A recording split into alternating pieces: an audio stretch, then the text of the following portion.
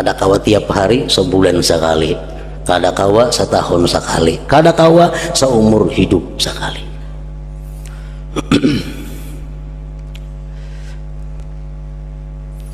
Jadi baik kita baca seumur hidup sekali barang ini nah. Jadi orang membacakan diiringi kena artinya dahulu.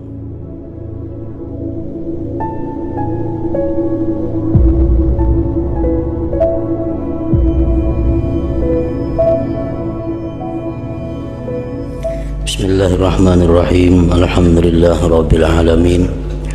Wa bihi nasta'in ala umurid dunya waddin. Wassalatu wassalamu ala asyrafil anbiya wal mursalin sayyidina Muhammadin wa ala alihi wa sahbihi ajma'in. Qala al-musannif al-imam hujjatul Islam Abu Hamid Muhammad bin Muhammad al-Ghazali rahimahullah wa nafa'ana bi ulumihi.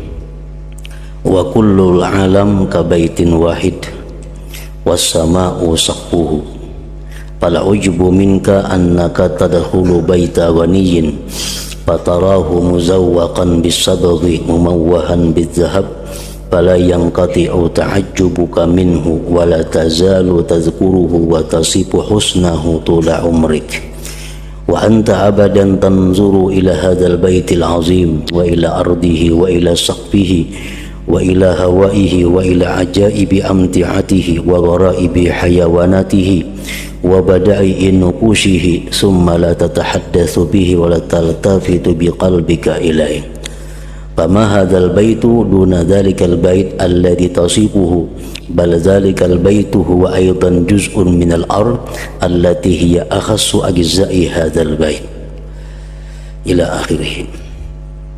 Makna kalamul imam Al-Ghazali rahimahullah wa nafa'ana bi ulumihi fid dharain. Maka sekalian alam itu seperti satu rumah.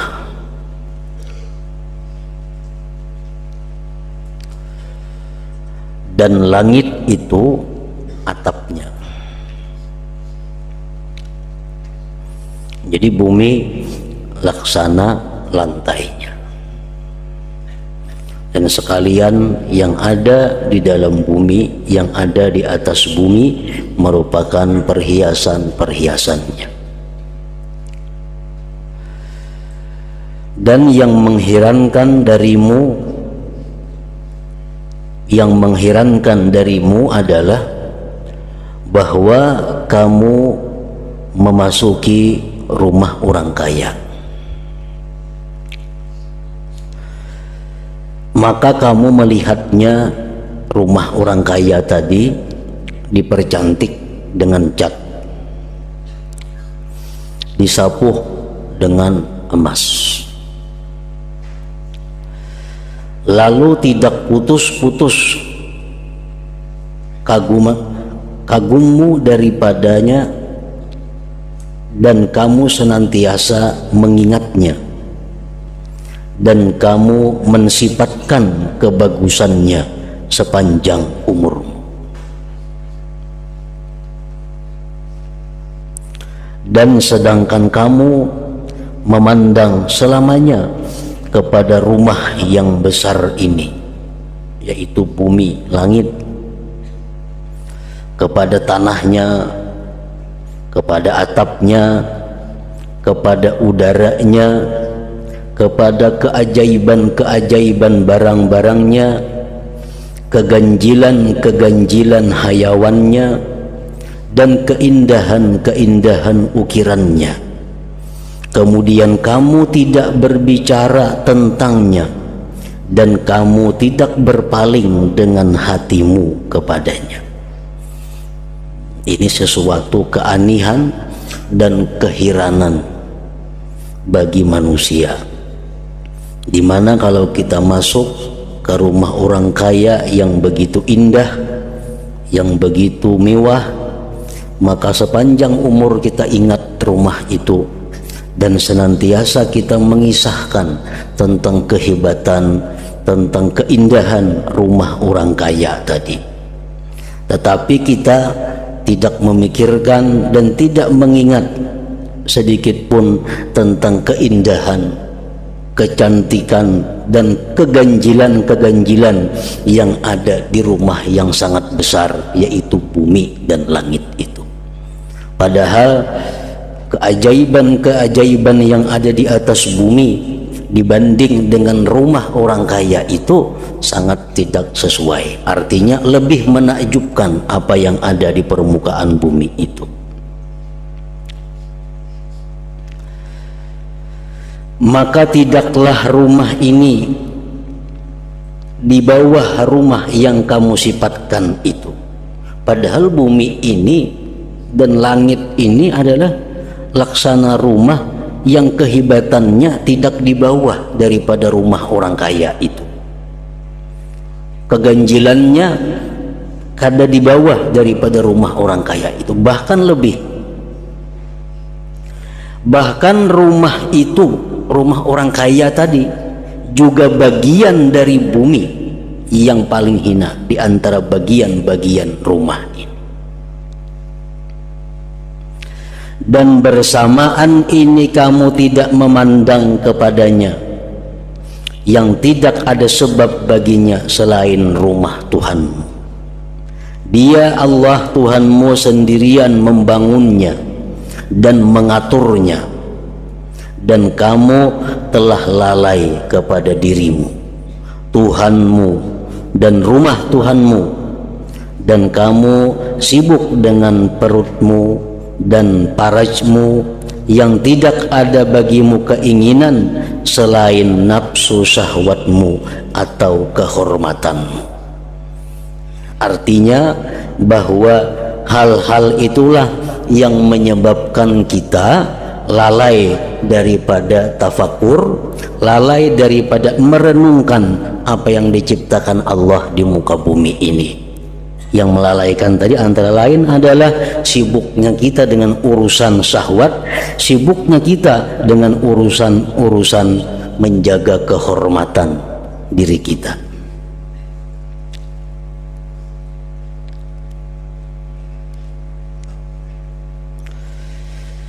Disebutkan dahulu bahwa termasuk yang mencegah manusia itu tafakur ada 10 perkara. Di antara lain adalah hubbus sana. Hubbus sana artinya apa? Suka dipuji orang. Karena kita ingin selalu dipuji orang, selalu ingin disanjung orang, akhirnya kita lupa merenungi apa yang diciptakan Allah. Disebutkan lagi dahulu bahwa yang menghalangi kita tafakur adalah kita terlalu banyak makan, terlalu banyak gurih dan seumpamanya. Nah, itulah hal-hal yang membuat manusia ini terlupakan daripada tafakur terhadap apa yang diciptakan oleh Allah Subhanahu wa taala.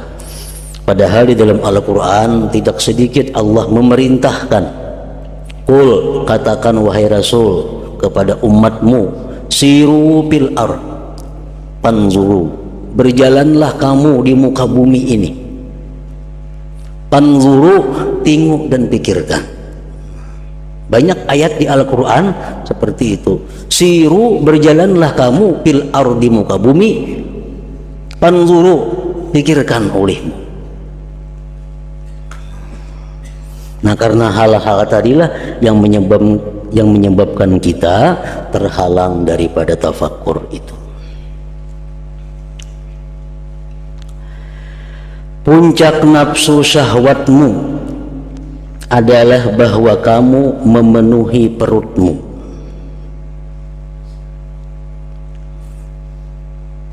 Sedangkan kamu tidak mampu makan 1/10 yang dimakan oleh binatang. Kalau urusan memakan, kita kalah dengan binatang. Maka binatang itu di atasmu dengan 10 derajat. Mungkin 10 kali lebih, 10 kali lipat binatang itu banyak yang makan daripada kita.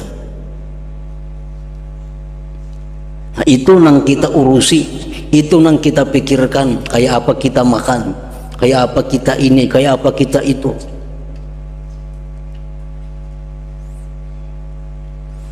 Nah, urusan ini yang menghalangi kita untuk bertafakur. Nang dipikirkan pasti urusan makan, pasti urusan guring, pasti urusan syahwat atau nafsu jasmani. Itu yang menyebabkan kita terhalang daripada tafakur. Kita hendak berjalan misalnya ke mana, beribadah umpamanya, hendak beribadah, hendak ziarah atau hendak umrah. Tadudi kita memikirkan kayak apa caranya beribadah itu nang bagus, kayak apa ibadah itu supaya diterima Allah. Itu tadudi pikiran kita. Nang pertama kita pikirkan di mana kita guringnya, di mana kita makannya, berapa kali sehari makannya. Padahal yang kita tujunya rencananya adalah ibadah, tujuan rencana beribadah, tapi yang kita pikirkan justru urusan yang bukan ibadah. Nah, ini tadi dimaksud dengan perkataan Imam Ghazali bahwa kamu disibukkan dengan perutmu dan farajmu, yang tidak ada bagimu keinginan selain nafsu syahwatmu atau kehormatanmu.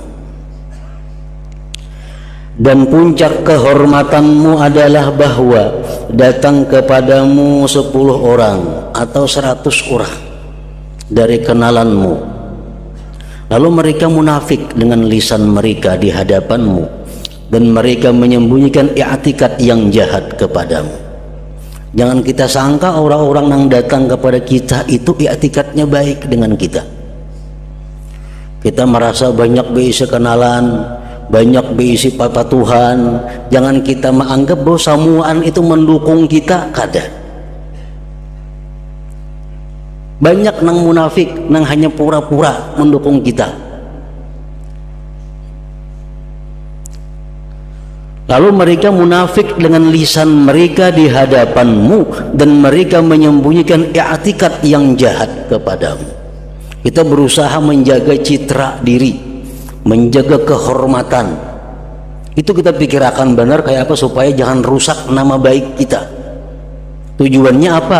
Supaya banyak orang suka kepada kita, supaya banyak orang yang datang kepada kita. Padahal yang datang kepada kita itu belum tentu samuaan menganggap kita ini baik. Barangkali di antara mereka banyak yang hanya di lisannya mengiktikadkan kebaikan, tapi dalam hatinya berlawanan. Dan jika mereka membenarkanmu dalam kecintaan mereka kepadamu, andai kata nang patuhan kita, kenalan kita, samuaan baik lawan kita, zahir dan batinnya baik, bujur-bujur baik, maka mereka tidak memiliki, kada mampu juga bagimu dan bagi mereka akan manfaat, mudarat, mati, hidup dan bangkit kembali. Orang tuh bujur-bujur cinta lawan kita, sayang lawan kita, kawalanya memberi manfaat lawan kita, kawalanya mudaratakan kita. Padahal kita mati-matian menjaga kehormatan diri agar mereka itu kada berpaling daripada kita. Nah, pikiran kita seperti itulah yang membuat kita lalai daripada tafakur, daripada merenungi apa yang diciptakan oleh Allah Subhanahu wa ta'ala. Dan kadang-kadang di negerimu, di kampungmu terdapat orang Yahudi dan orang Nasrani yang kaya, yang melebihi kedudukannya atas kedudukanmu.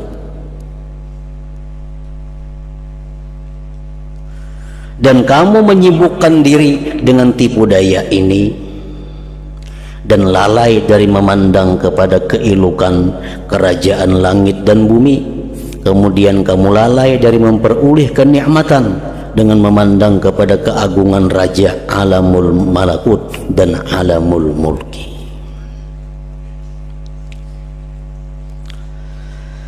Dan tidaklah perumpamaanmu dan perumpamaan akalmu,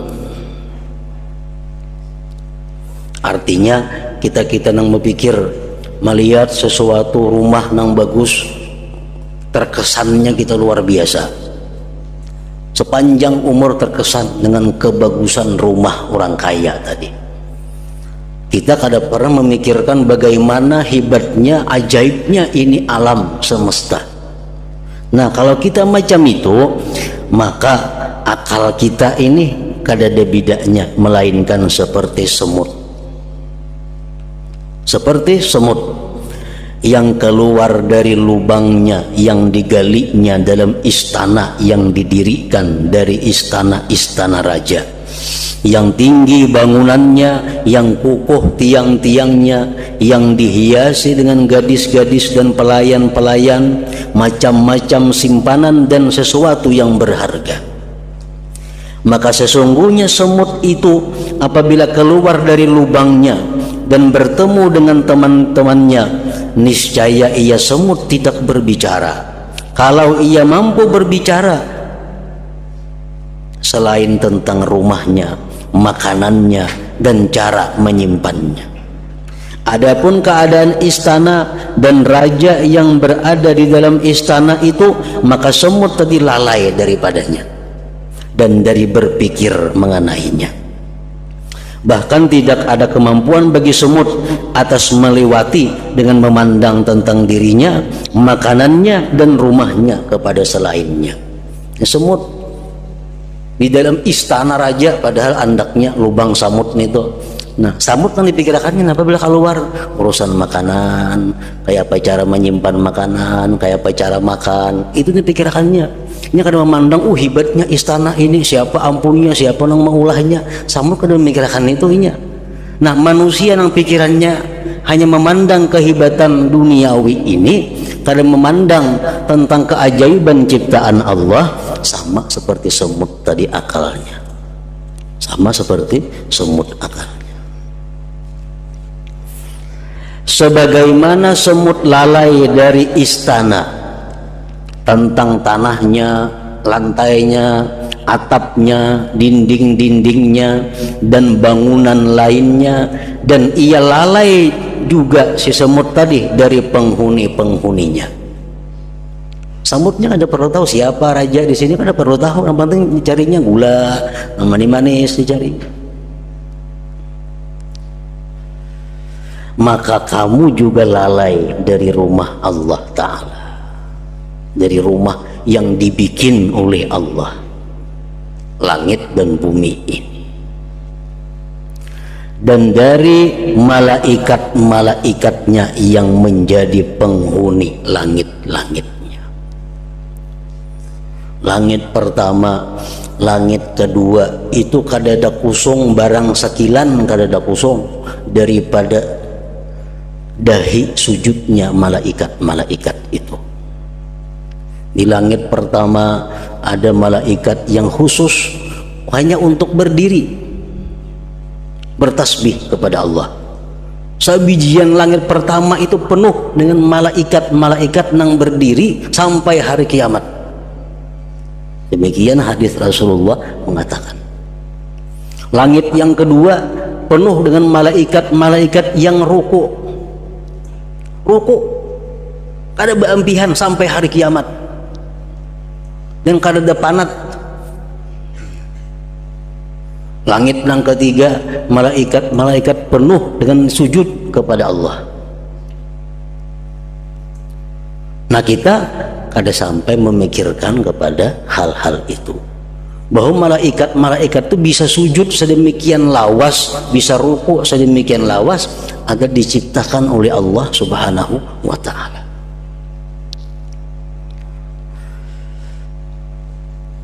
Jadi malaikat-malaikat yang dijadikan oleh Allah Subhanahu wa Ta'ala itu bermacam-macam tugas dan pekerjaannya. Dan malaikat-malaikat yang diciptakan Allah itu sedikit pun kada bergisir, kada berubah daripada apa yang ditetapkan oleh Allah.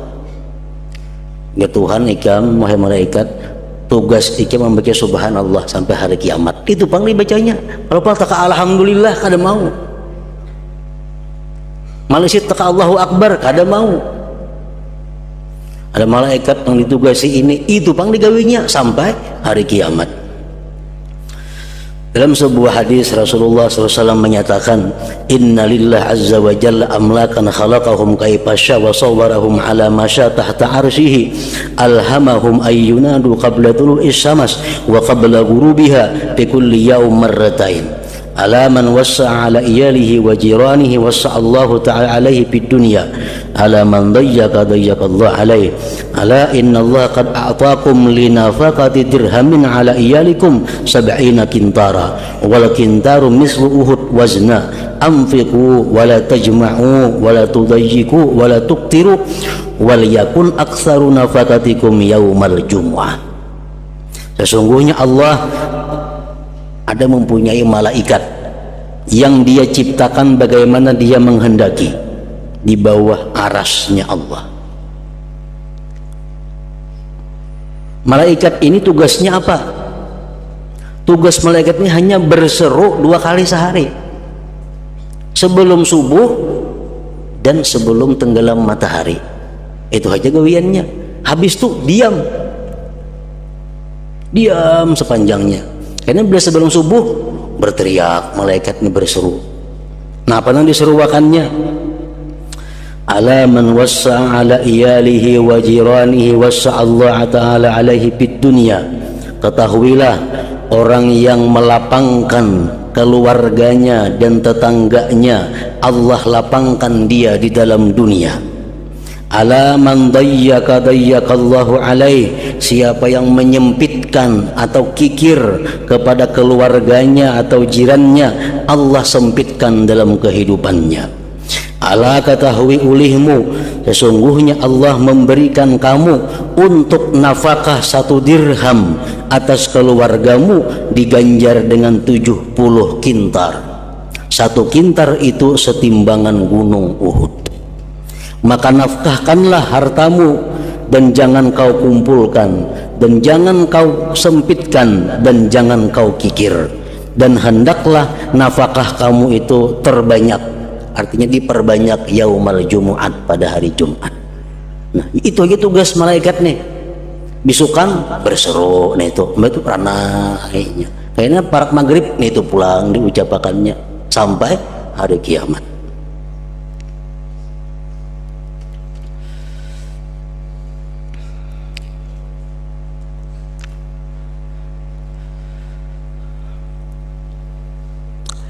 Maka kamu juga lalai dari rumah Allah, rumah yang dibikin oleh Allah Ta'ala, dan dari malaikat-malaikatnya yang menjadi penghuni langit-langitnya. Maka kamu tidak mengetahui dari langit selain apa yang diketahui oleh semut. Langit itu apa yang mesti kita pikirkan? Satu, langit itu di mana tihangnya? Kelilingnya dunia di mana tihangnya langit itu? Kalau ada orang mulah rumah, ada betihang, ada atapnya, nah itu luar biasa. Ganjilnya, anehnya. Nah, langit itu satu kada betihang. Nah, kedua, langit itu kada ada betali. Mau bergantung ke mana? Kada ada. Nah, itu salah satu yang kita tafakurkan, yang akhirnya kita mengagumi ciptaan Allah Subhanahu wa Ta'ala itu. Maka kamu tidak mengetahui dari langit selain apa yang diketahui oleh semut. Bila mendung, pacang hujan, tu benaham pacangan. Dari atap rumahmu, dan kamu tidak mengetahui dari malaikat-malaikat langit selain apa yang diketahui oleh semut dari kamu dan dari penghuni rumah-rumahmu. Tetapi tidak ada bagi semut jalan kepada mengenalmu dan mengetahui keajaiban-keajaiban istanamu dan keindahan-keindahan ciptaan pencipta padanya. Adapun kamu, maka bagimu ada kemampuan. Samut itu memangnya kada diberi sesuatu oleh Allah untuk mengenali itu. Jadi samut itu wajar aja, munnya kada kenal lawan raja nang di istana itu wajar. Samutnya kada kenal lawan pelayan-pelayannya itu wajar. Karena samut diciptakan bukan untuk mengenali itu. Nah, adapun kamu manusia, maka bagimu ada kemampuan, kita ada diberi kemampuan untuk berkeliling pada alamul malakut dan mengetahui dari keajaiban-keajaibannya, akan apa yang para makhluk lalai daripadanya. Dalam sebuah hadis riwayat Dailami menyebutkan, inna lillahi ta'ala bahran min nur hawlahu malaikatun min nur ala khailin min nur bi aidihim mihrabun min nur yusabbihuna hawla dhalikal bahar subhana dzil mulki wal malakut subhana dzil izzati wal jabarut subhanalladzi hayyun la yamut subuhun kudus rabbul malaikati warruh. Ujar Nabi kita, itu tasbih malaikat yang mana mereka itu berkeliling di lautan cahaya. Di mana letaknya lautan cahaya itu? Di atas langit yang ketujuh sampai ke arasnya Allah Subhanahu wa ta'ala. Itu lautan daripada cahaya. Nah, di situ ada malaikat-malaikat nang tugasnya tadi bertasbih itu.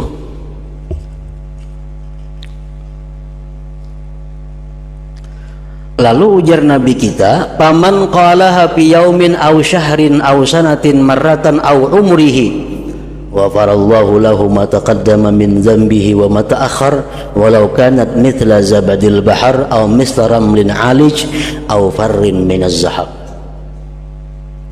Barang siapa yang mengata tasbih malaikat tadi, manusia siapa yang mengata tasbih seperti malaikat tadi sehari atau dalam sebulan atau dalam setahun atau seumur hidup sekali,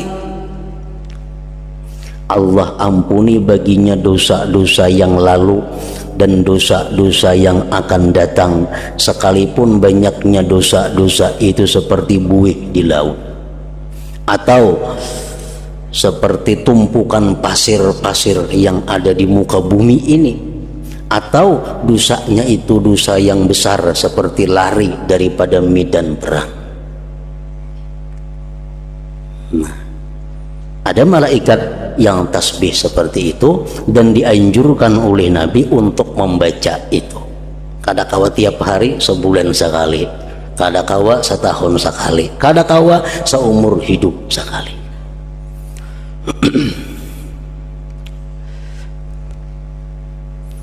Jadi baik kita baca seumur hidup sekali barang ini nah.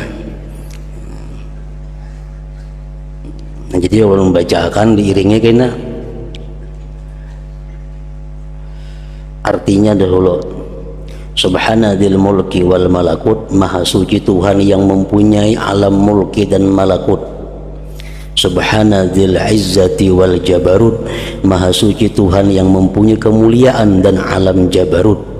Subhanal hayyil ladzi la yamut, maha suci Tuhan yang hidup dan tidak mati. Subuhun kudus, maha suci Rabbul malaikati warruh, Tuhannya malaikat dan roh.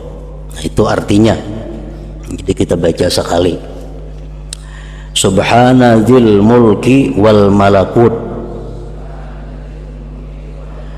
subhanadzil izzati wal jabarut, subhanal hayyil ladzi la yamut, subuhun kudus Rabbul malaikati warruh. Nah, seumur hidup sekali membaca itu diampuni Allah dosanya yang telah lalu dan yang akan datang.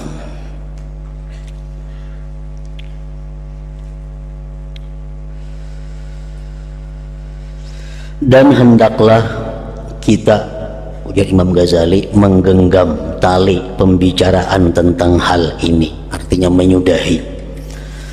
Karena sesungguhnya itu adalah jalan yang tidak ada akhirnya. Jikalau kita menyelidiki dalam umur yang panjang, niscaya kita tidak mampu menjelaskan apa yang dikaruniakan oleh Allah Ta'ala atas kita dengan ma'rifat kepadanya. Artinya kalau kita tafakkur terhadap ciptaan-ciptaan Allah, umur kita sepanjang apapun kada ada habisnya, kada mayu, kada cukup. Dan semua apa yang kita ketahui itu sedikit sekali, lagi tidak berarti dibandingkan dengan apa yang diketahui oleh sejumlah ulama dan aulia. Artinya pengetahuan-pengetahuan tentang keajaiban ciptaan Allah yang kita ketahui ini kada ada artinya dibandingkan apa yang diketahui oleh para ulama dan aulia. Dan apa yang diketahui oleh mereka itu sedikit sekali lagi tidak berarti dengan dibandingkan kepada apa yang diketahui para nabi alaihim assalatu wassalam. Dan sejumlah yang diketahui oleh mereka para nabi itu sedikit dengan dibandingkan kepada apa yang diketahui oleh nabi kita Muhammad sallallahu alaihi wasallam. Dan apa yang diketahui oleh para nabi semuanya itu sedikit dengan dibandingkan kepada apa-apa yang diketahui oleh para malaikatul muqarrabun seperti malaikat Israfil, Jibril dan lain-lain. Kemudian semua ilmu para malaikat, jin dan manusia apabila dibandingkan kepada ilmu Allah Subhanahu wa taala, niscaya tidak berhak dinamakan ilmu. Ilmu seluruh ini dibandingkan lawan Allah, karena kalau disebut ilmu ngarannya, tetapi mestinya dinamakan kepada ketercengangan, kebingungan, keteliduran dan kelemahan itu lebih dekat. Maha suci Tuhan yang memberi makrifat kepada hamba-hambanya akan apa yang dimakrifatinya.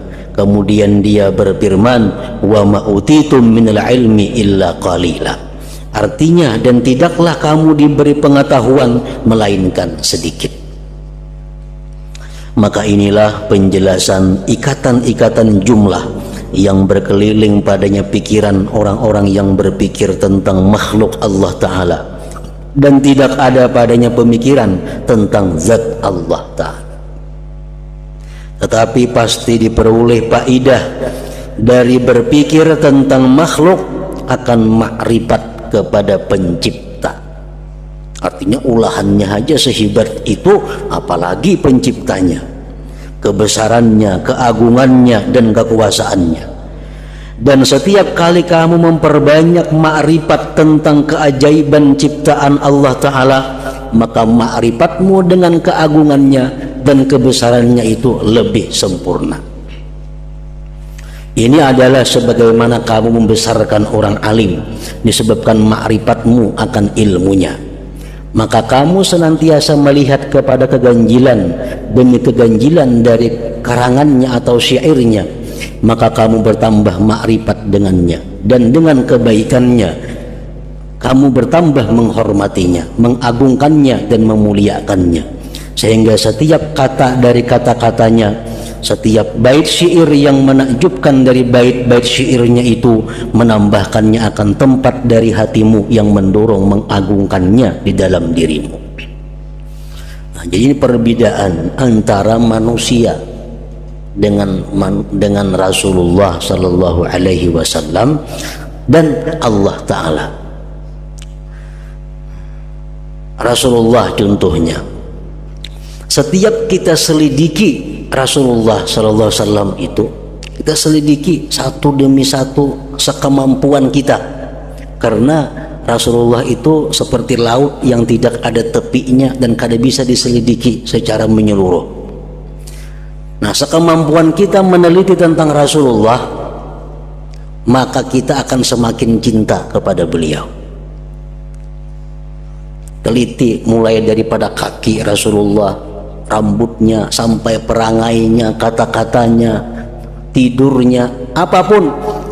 Teliti kita cari tentang perbuatan Rasulullah, tentang keganjilan, kehebatan daripada akhlak beliau, pasti kita akan bertambah cinta dengan beliau. Nah, beda dengan kita manusia biasa. Makin kita meneliti orang lain selain Rasulullah, makin dalam kita meneliti, pasti akan bertambah kita kebencian kepada orang itu. Ada orang nih kita hormati, manusia nih kita hormat luar biasa, para kiha hari-hari bakawan lawan sidin tuh, liati batis sidin, kepala sidin, guring sidin, akhlak sidin, tiap hari teliti, akhirnya berkurang kecintaan kita kepadanya. Coba akan gitu. Nah, ini perbedaan antara manusia biasa dengan manusia seperti Rasulullah Shallallahu Alaihi Wasallam. Jadi kalau kita makin dekat, makin kenal kepada Rasulullah, makin cinta. Kalau kita makin dekat, makin kenal kepada yang bukan Rasulullah, makin kada ketujuh. Makin kada ketujuh. Nah, apalagi dengan Allah Subhanahu wa ta'ala, Rasulnya macam itu, apalagi Allah. Makin kita teliti perbuatannya, teliti hukumnya, akan bertambah kecintaan kita kepada Allah Subhanahu wa ta'ala.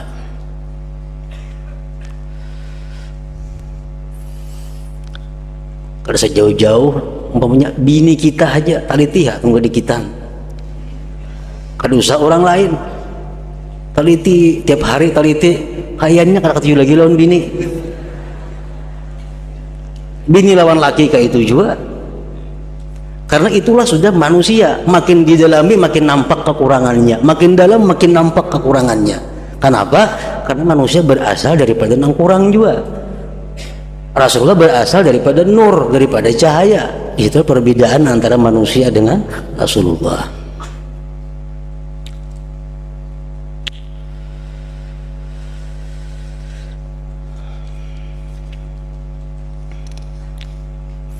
Maka begitulah kamu berpikir tentang ciptaan Allah Ta'ala, karangannya dan susunannya, dan setiap yang ada dalam wujud alam ini dari ciptaan Allah dan karangannya dan pandangan dan pemikiran padanya itu tidak akan berakhir selamanya. Kada akan tuntung-tuntungnya. Dan hanya saja bagi setiap hamba dari pandangan dan pemikiran itu menurut kadar yang dianugerahkan oleh Allah Subhanahu wa ta'ala. Ada yang diberi Allah ilmu sekian sehingga dia bisa tafakkur demikian. Ada yang diberi Allah ilmu cuma sedikit sehingga tafakkurnya pun sedikit. Karena tafakkur sangat tergantung kepada ilmu. Kalau kada punya ilmu kada kawa tafakkur. Maka hendaklah kami menyingkat atas apa yang telah kami sebutkan, dan hendaklah kami menambah kepada ini apa yang telah kami uraikan dalam kitab syukur.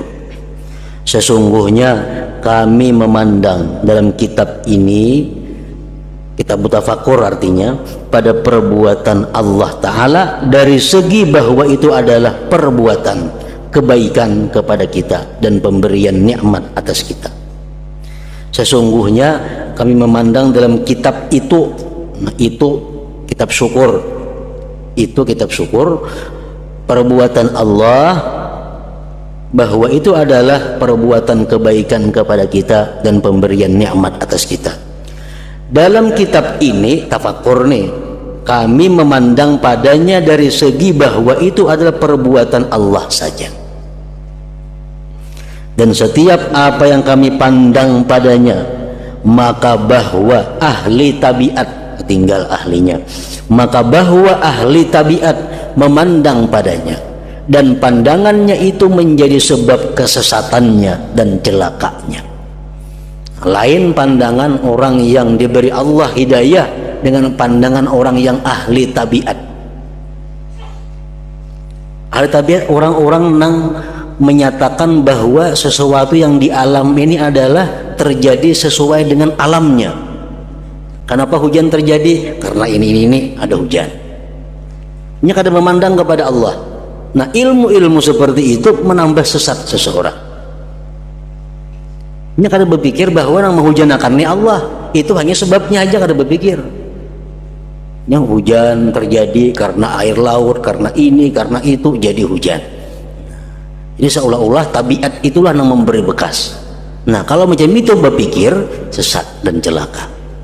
Dan orang yang diberi taufik itu memandang padanya. Nah, orang yang diberi taufik hidayah memandang bahwa semua itu Allah, namun sebabnya adalah ini. Dan sebab itu pun diciptakan oleh Allah Subhanahu wa ta'ala. Maka itu menjadi sebab memperoleh petunjuknya dan keberuntungannya. Dan tidaklah satu zarrah biji sesawi di langit dan di bumi, melainkan Allah Ta'ala menyesatkan dengannya akan orang yang dikehendakinya, dan memberi petunjuk dengannya akan orang yang dikehendakinya. Artinya Allah menciptakan biji sesawi halus. Nah, biji sesawi itu bisa membuat orang jadi kafir, bisa membuat orang jadi beriman. Bila ia berpikir tentang tabiat, berpikir tentang ilmiah, bisa jadi kafir. Kalau dia berpikir bahwa ini adalah ciptaan dari Allah, nah bisa menambah keimanannya.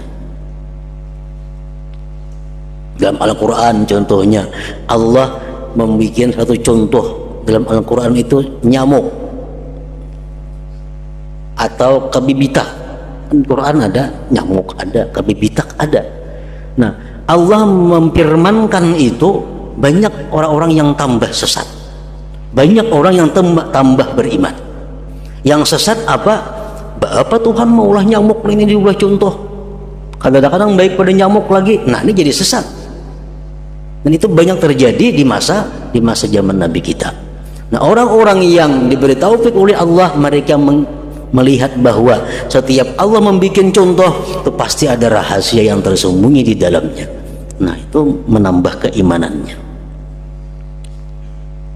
Maka barang siapa memandang pada perkara-perkara ini dari segi bahwa itu adalah perbuatan Allah Ta'ala dan ciptaannya, maka ia memperoleh faidah daripadanya akan ma'rifat dengan keagungan Allah Ta'ala dan kebesarannya, dan ia mendapat petunjuk dengannya. Dan barang siapa memandang padanya dengan membatasi pandangan kepadanya dari segi memberi bekas sebagiannya pada sebagian yang lain, tidak dari segi terkaitnya dengan musabbibul asbab Allah Subhanahu wa ta'ala, maka ia celaka dan hina. Maka kita berlindung kepada Allah Ta'ala dari kesesatan dan memohon kepadanya agar menjauhkan kita dari tempat tergelincirnya tapak kaki orang yang jahil dengan karunia-Nya, kemurahannya, anugerahnya, kebaikannya dan rahmatnya. Tammal kitabut tasi min rub'il munjiyat walhamdulillah wahdah wa salawatuhu ala Muhammadin wa alihi wa salam. Selanjutnya insyaallah kita sambung kitabul khawf war raja.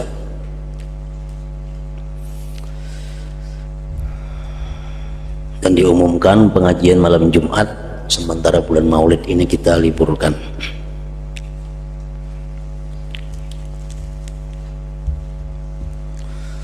Afdalul dzikri fa'alam annahu la ilaha illallah Muhammadur Rasulullah, la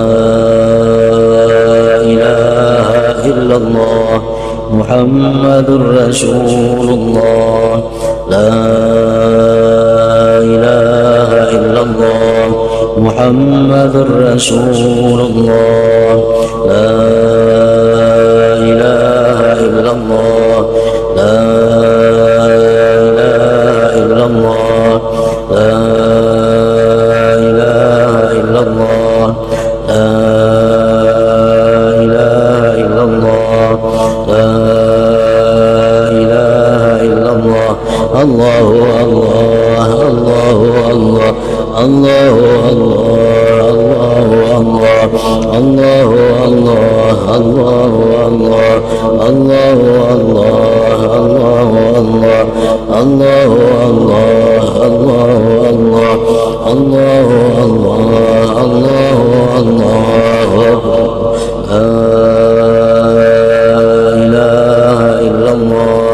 Muhammadur Rasulullah, la ilaha illallah Muhammadur Rasulullah, la ilaha illallah Muhammadur Rasulullah.